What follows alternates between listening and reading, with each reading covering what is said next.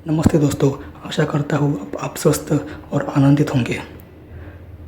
एक शक्तिशाली व्यक्ति या शक्तिशाली देश दूसरे शक्तिशाली व्यक्ति या शक्तिशाली देश का ही सम्मान करता है।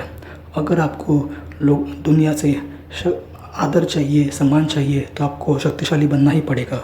यह एक कटु सत्य है, पर यही जीवन का सत्य है। यही कानून धरती पर चलता है। एक देश के पास शक्ति तभी आती है जब वो आर्थिक शक्ति और सैन्य शक्ति को अर्जित करता है। भारत ने आर्थिक शक्ति को अर्जित किया 1991 के बाद, और भारत ने सैन्य शक्ति को बढ़ाने की कोशिश की 1962 के चीन युद्ध के बाद।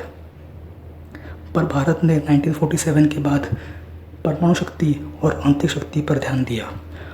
आपको जानकर आश्चर्य होगा और खुशी भी होगी कि भारत 1974 में परमाणु शक्ति बन गया था। भारत ने 1974 में ही परमाणु बम का परीक्षण किया, और भारत ने 1975 में खुद का सैटेलाइट भी बना लिया। एक देश जो 1947 में आज़ाद हुआ, वो 1974 में जाके परमाणु शक्ति भी बन जाता है और 1975 में आंतरिक शक्ति भी बन जाता है। ये कितनी बड़ी बात है। सोचिए, भारत के वैज्ञानिकों ने कितना बलिदान दिया होगा। जैसे ही भारत के पास परमाणु शक्ति आई, जैसे ही भारत के पास आंतरिक शक्ति आई, तो भारत की इज्जत और भारत का आदर बढ़ गया। कई देश यह गलती करते हैं कि वो आर्थिक शक्ति पर ध्यान नहीं देते, वो केवल सैन्य शक्ति पर ध्यान देते हैं। पर अगर सैन्य शक्ति बढ़ाई गई और आर्थिक शक्ति पर ध्यान नहीं दिया गया, तो वह देश दिवालिया हो जाता है। अगर अब तक आपको ये वीडियो अच्छा लगा हो, तो इस वीडियो को लाइक और शेयर कीजिए और चैनल को सब्सक्राइब कीजिए।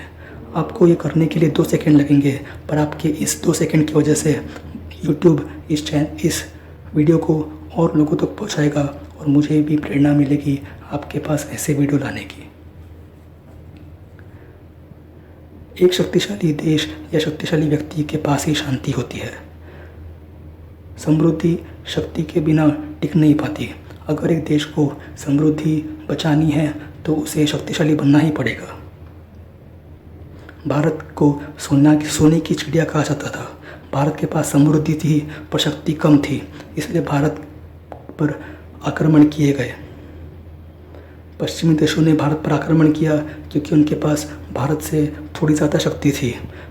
पश्चिमी देशों ने भारत की समृद्धि ली क्योंकि भारत के पास शक्ति कम थी। आज भारत के पास समृद्धि भी है, आज भारत के पास शक्ति भी है, इसलिए भारत के पास शांति भी है। और किसी भी देश के पास जब शांति आती है, तब उसका आर्थिक विकास भी होता है, और जैसे ही किसी देश का आर्थिक विकास होता है, तो उसका सैन्य विकास भी होता है। और जैसे ही किसी देश का सैन्य विकास और आर्थिक विकास दोनों हो जाता है, तो उसका सम्मान और आदर दूसरे देश करने लगते हैं। आप देखोगे, आने वाले सालों में भारत का सम्मान और आदर और बढ़ेगा।